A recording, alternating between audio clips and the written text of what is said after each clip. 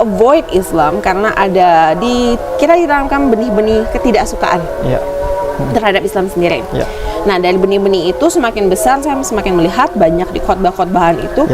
Kenapa kita bukan malahan membahas tentang bagaimana our faith sih? Harusnya kan keimanan kita yang dibangun dong ya. Karena kita cuma membangun iman kita itu setiap hari Minggu, setiap kali kita ke gereja.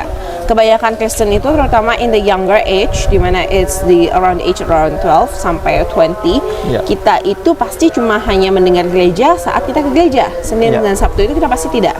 Tapi malah saat kita ke gereja itu kita bukan diajarkan tentang keimanan kita, tapi kita didoktrin untuk misalnya sudah dibukakan suatu ayat, nanti diperbandingkan. Nah, sedangkan di Islam itu begini. Tapi hal yang dikatakan di mimbar-mimbar tentang Islam itu adalah hal-hal yang supaya membuat kita tidak menyukai. Sedangkan kan the good things is that kita kan sesama religion, right? Ya sama religion, kenapa tidak fokus pada religionmu? Kenapa harus menanamkan hal-hal seperti itu kepada telinga-telinga pendengar? Karena ketika barang itu sudah disampaikan ke telinga pendengar, persepsi mereka akan berbeda. Dan jika yang tanamkannya saya sudah benih-benih negatif, benih-benih oh jangan masuk ke Islam nih, ntar Islam tuh ada begini-begini, aduh Islam tuh sholat tuh aneh, atau seperti ini yang paling suka dikritik oleh orang-orang Kristen ya. Islam kalau berdoa harus teriak, harus pakai toak ya setiap masjid. Itu bukan berdoa itu. Ya seperti itu ya. Panggilan itu. Namanya adzan. Itu bukan berdoa. Nah, kita itu di Kristen tuh banyak dibilang bahwa Islam kalau berdoa saja harus diteriakin, emang Tuhannya nggak bisa mendengar ya? Bukan, itu adzan. Namanya adzan itu panggilan untuk masyarakat, ayo datang sini. Hayya 'alas shalah, mari datang salat ke sini. Hayya 'alal falah, ayo kita bersama-sama meraih kemenangan.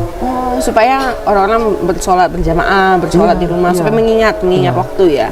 Nah, itu sepertinya persepsi yang kita dapatnya salah di gereja ini. Karena selama saya di gereja, setahu saya memang banyak sekali disindir berkali-kali sampai akhirnya kita merasa, oh benar ya, mungkin ya, kenapa berdoa mesti berteriak. Sedangkan kan di Kristen itu berdoa itu kita boleh, there's a lot of version di gereja di mana kita menyembah atau apa bersuara, tapi banyak disarankan juga tidak apa-apa kalau berdoa tidak bersuara. Nah, hal-hal seperti kalau itu. Seperti ini kan suara mengaji. Tapi tergantung tradisi wilayah. Ini tradisi wilayah orang yang suka memperdengarkan. Ya begitu kan. Ada suara ngaji dimasukkan speaker gitu kan. Tergantung tradisi wilayahnya. Tapi ini biasanya kan kalau orang mau kebiasaan umum ya. Termasuk di negara Muslim, Arab sana, di negara Muslim ya. Itu suara mengaji itu di indoor gitu kan. Tapi hanya untuk memanggil itu yang di outdoor supaya orang-orang ingat ya sebenarnya. Nah, hal-hal seperti itu yang not good dari hal-hal yang saya dengar sejak saya usia itu. Tapi saat saya beda ya mendengar dengan mengenal. Nah, itu saat saya mendengar hal-hal yang sudah saya dengar itu rata-rata. Saat saya mulai mengenal tuh baru tahun 2023 ini. Karena saya tuh sudah tidak ke gereja selama 3-4 tahun. Kenapa? Nih, ada permulaannya juga kenapa saya mulai tidak ke gereja. 2019 itu kita terkena COVID kan. Semua gereja tutup kan. Dan terkena orang kepada saya di mana saya sejak umur around 14 begitu saya sudah hilang faith. Bagi saya nggak ke gereja itu hooray, bahagia sekali saya. Karena menurut saya itu beban. Bebannya karena itu adalah saya tuh hanya mengikuti kebiasaan. Kebiasaannya memang hari Minggu saya harus ke gereja. Tapi iman saya pada dasarnya karena saya sudah berusaha keras. Gimana caranya doa supaya saya khusyuk? Doa supaya saya tuh terpanggil dari hati, bukan karena obligation nih, saya merasa saya Kristen, saya malu kalau saya nggak ke gereja. Itu kan beda ya. Perasaan malu dan perasaan memang saya butuh. I need and aku benci tapi aku harus datang, itu berbeda banget. Nah, dari 2019 sejak saya COVID saya nggak bisa ke gereja, saya senang sekali. Dan saya merasakan cukup perubahan drastis saat saya tidak ke gereja itu. My life hit my golden point gitu loh. Hidup saya malah jadi way more better dibanding sebelumnya. Karena saya orangnya, saya bisa merasakan saya orangnya jadi lebih terbuka. Saya orang-orang yang sendiri tuh jauh lebih tenang, hati saya lebih tenang malahan. Saat saya tidak ke gereja saya stop. Jadi saya lanjutkan. Bahkan kan harusnya ibadah online kan. Masih awal-awalnya saya masih coba ikutin ya ibadah online, tapi saya semakin merasa itu tuh sepertinya there is some kind of brainwashing or something yang terjadi to me. Kayak saya langsung percaya atau saya cuma mendengarkan, tapi pas saya selesai mendengarkan saya berpikir kok nggak logik ya, kok nggak masuk akal ya. Cuma karena saya memegang bahwa I'm still a Christian, jadi saya ikutin sebagai menghormati tradisi saya, menghormati agama saya. Saat saya merasa saya lepas dari gereja, saya tidak pergi ke gereja, saya juga tidak mengikuti zoomnya gereja, zoomnya ibadah raya itu, saya merasa my life getting better. Dan in fact saya men-hit my golden point itu di 3 tahun itu. Jadi semakin saya merasa ke gereja semakin bagus, saya teruskan sampai saya ini. Tapi di akhir tahun tahun lalu, tahun 2023 itu saya merasakan bahwa saya kayaknya sudah dalam posisi ateis ini. Saya tuh nggak percaya dengan Tuhan. Saya tidak percaya dengan.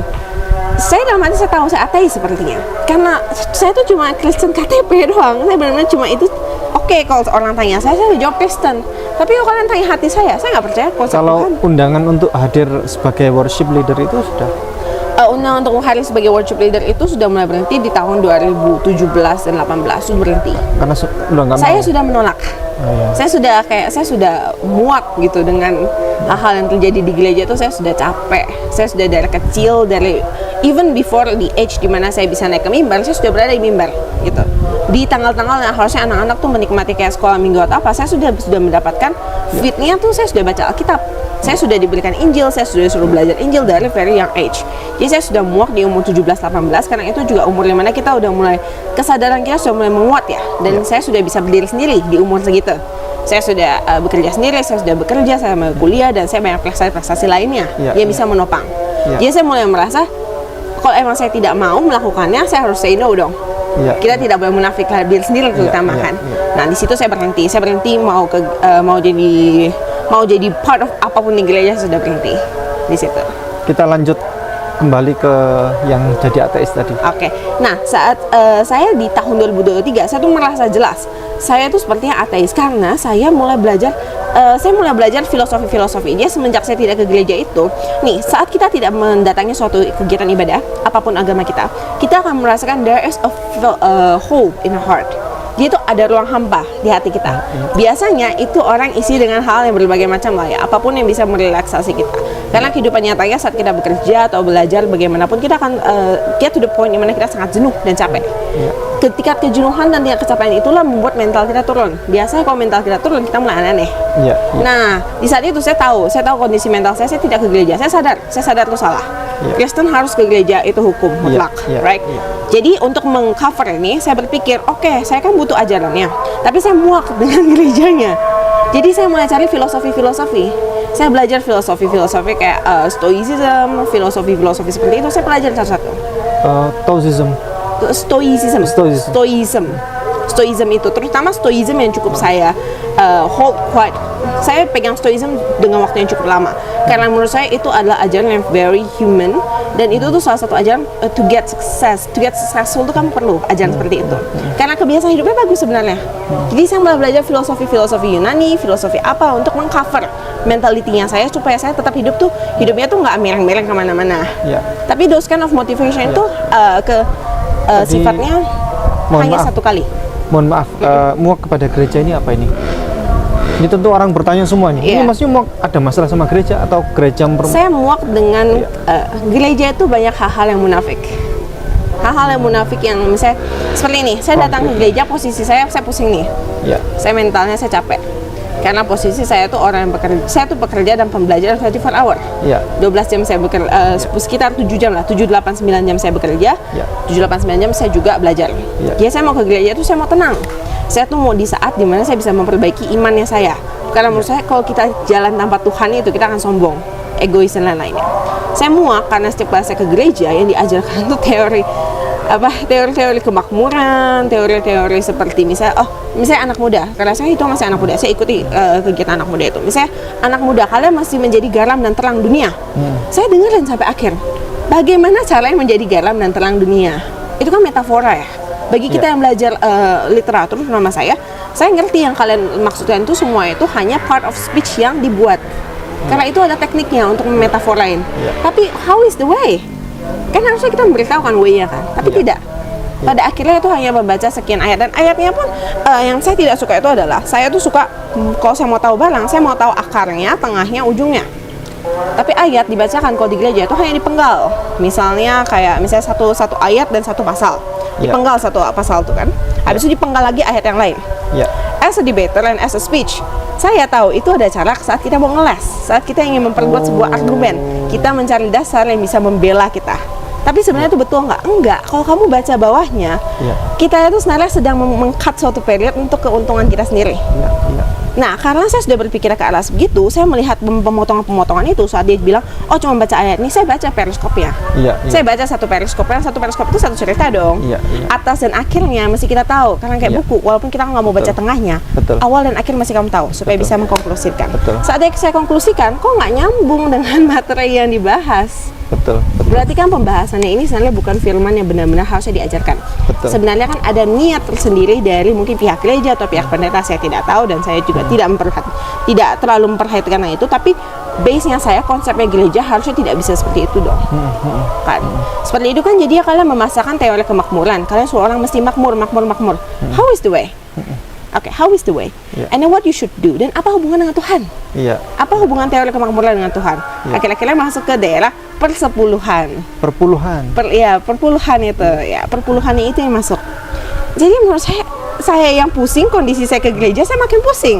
Karena malah saya dibebani lagi dengan hal yang lain. Kenapa tidak bahas saja? Udah imannya kita. Begitu. Itu yang membuat saya sangat muak. Dan itu terjadi di banyak sekali. Nama-nama teorinya tuh macam-macam. Ada juga yang untuk teori kekudusan, mensucikan diri kita, atau hidup di jalan yang benar, atau saat misalnya kayak topik-topik paling hit nih, selalu tuh akhir zaman sudah mau tiba. Hal kayak gitu saya sudah dengar dari 2012, dan kita ditakut-takuti terus dengan hal seperti itu.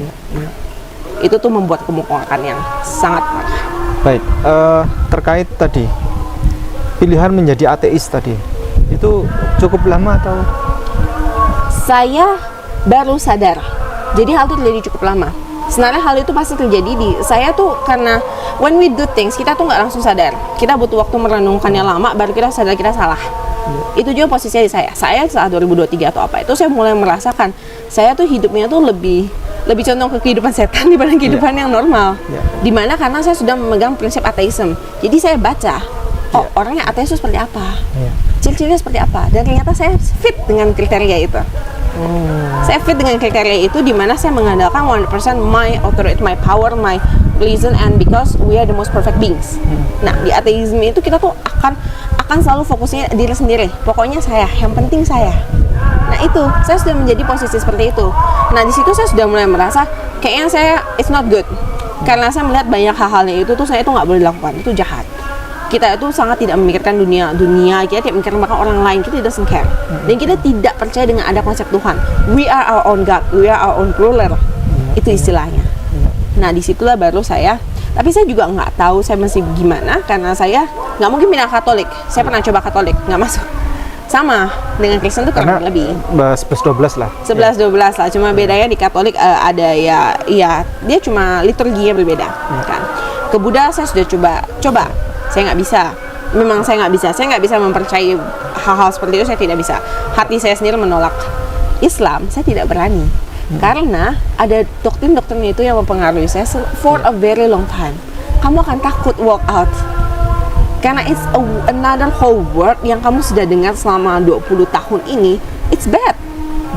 Kita nggak berani dong ngelangkai pagarnya kan. Tapi ya seperti itu. Saya untungnya saya dapatkan hidayah dari saya mendengarkan konsep-konsep orang-orang yang debat tentang perbandingan agama. Saya masuknya dari situ. Baru dari situ saya tertarik, saya dengarkan. Saya setiap hari saya intens, saya dengarkan baik-baik. Nah, dengarkan terus. Saya dengarkan terus ya setiap sore. Misalnya saya udah pulang nih, ya dibanding kita nonton Netflix, dibanding kita nonton gitu-gitu, mending kita dengar debat. Pertama menambah ilmu. Kedua membuat saya perbandingan. Sekarang saya juga tertarik dengan hal debat gitu loh. Saya juga tertarik dengan misalnya kayak bagaimana teknik mereka debat, bagaimana kepintarannya ini segala. Saya sangat tertarik. Pernah juara debat dulu? Betul, karena saya pernah juara debat. Di SMA? Dulu saya di SMA itu saya pelatihan sekitar dari 2 tahun sampai 3 tahun saya pelatihan setiap hari. Saya hampir bolos setengah tahun untuk ikut perlombaan itu. Karena saya dari tingkat jenjang kota. Saya menang jenjang kota juara satu untuk provinsi, dan saya perwakilan provinsi Kalimantan Barat untuk di NSIC namanya. Debat? National School Debating Championship. Bahasa Inggris? Bahasa Inggris, betul. Ya, jadi kita the best against the best, 222 orang. Terakhir untuk pencapaian di provinsi Saya nasional? pencapaian di provinsi, saya juara 1 di provinsi. Nah, and the best debater di provinsi. Jadi kami itu Kalimantan Barat. Betul. Saya itu best debater, saya itu best team, di mana kan debat tuh 3 orang. Betul. Kan 3 orang penyerang, Betul. opener, habis itu yang tengah yang untuk explainer, yang ketiga attacker. Saya tuh attacker. Saya itu bagian attacker, saya yang bagian menyerang. Saya Dengan suara yang lantang gitu ya? Iya, saya untuk yang fondasikan bahwa semua serangan kalian itu harus saya habiskan itu supaya kita menang, supaya we get the winning point. Itu posisi saya. Saya menang best team, juara 1 best team se-Kalimantan Barat, juara 1 best speaker, and juara 1 untuk the best third speaker. Jadi saya terkuat emang dari 3 sisinya. Saya menang ke arah National School Debating Championship. Di situ kami emang kalah lawan Yogyakarta, tapi kami masuk 30 besar. Jadi saya masuk ke 30 besar best debater the whole Indonesia. Sampai nasional itu ya? Itu sudah nasional tingkatannya. Yang berdebat 9 kali 1 hari. Jadi Cici ini sudah tahu ya metodologi debat itu bagaimana. Betul. Sehingga ketika ada debat perbandingan agama, itu menarik banget kepada saya. Sehingga bisa membaca. Iya. Ini jawab asal-asalan. Cuman ngeles doang. Atau berdasarkan memang dia tahu memang dia punya ilmu, dia serang habis-habisan. Beda. Saya sudah tahu. Itu buat saya tertarik, itu kenapa saya dengerin setiap hari. Dibanding saya dengerin Netflix, saya gantiin Netflix saya, mendingan saya dengar perbandingan debat. Menambah ilmu saya. Nah, begitu. Hati-hati saudara kami, semuanya termasuk Islam ya. Kalau debat ya, kalau tidak jago debat, tolong untuk tidak tampil dulu, nggak apa-apa. Karena memalukan ya. Memalukan. Orang jawaban ngeles ya, sama jawaban ngaco ya. Dan orang yang memang ahli dan tahu, they know what is the point yang mereka mau bicarakan itu beda. Ngeles sama nggak bisa jawab beda tipis. Beda tipis, betul. Oke.